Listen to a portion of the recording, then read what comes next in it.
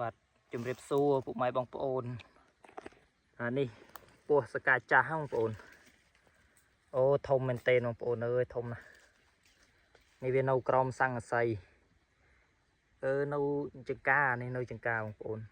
ភាគច្រើនគឺវាចូលចិត្តនៅកន្លែងដែលវាញោកតិចចឹងឯងបងប្អូននេះបងប្អូនអូតិនងាប់តែណាបងប្អូននេះណាតិនងាប់មែនទេហើយ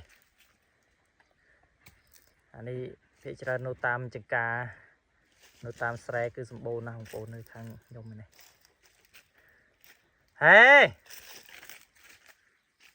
លេខលើអីចាមិនពោះស្លូតទេណា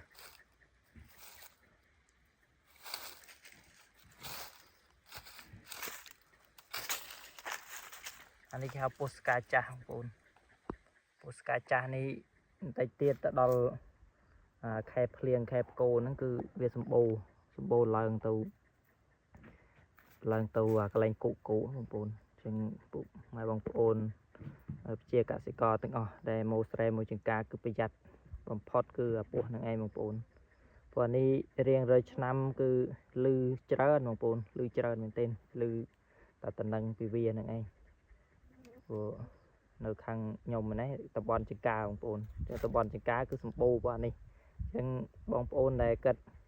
ដើរជួបដើរចិនភាគច្រើនគឺដើរចិនតែពួកអាហ្នឹងឯងហើយពួកអានេះវាមកនៅតាមកន្លែងស្លឹករៀមងឹបចឹងទៀតវាពិបាកមើលវាណាបងប្អូនពិបាកមើលវាមែនទេនេះតែពេលវាធំខ្លាំងអញ្ចឹងទៅវាគួរឲ្យខ្លាចបងប្អូនអើយហើយកូនបងប្អូននៅចង្ការខ្ញុំនេះសម្បូរកូនណាកូនវាទូចប៉ាន់មេដៃប៉ាន់កូនដៃហ្នឹងគឺច្រើនអញ្ចឹងខ្ញុំអត់ប៊ូតទេនេះដល់រថ្ងៃនេះគឺពាក់ប៊ូតដែរបងប្អូនពាក់ប៊ូតចេះស្នងតែយើងមានប៊ូតមានអីផងព្រោះថ្ងៃនេះដើរជួបច្រើនដែរបងប្អូនជួបច្រើនអត់បានថតតែជួបពីច្រើនគឺជួបកូនវាមិនមែនជួបអាញីធំទេបងប្អូនជួបតែកូននេះទៅជួបញីមួយហ្នឹងឯងជួបធំមួយហ្នឹង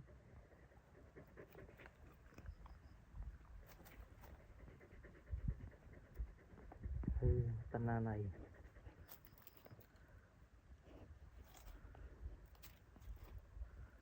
នេះទូនៅចិត្តនេះនៅចង្ការចន្ទីបងប្អូននេះចង្ការចន្ទីនៅតាម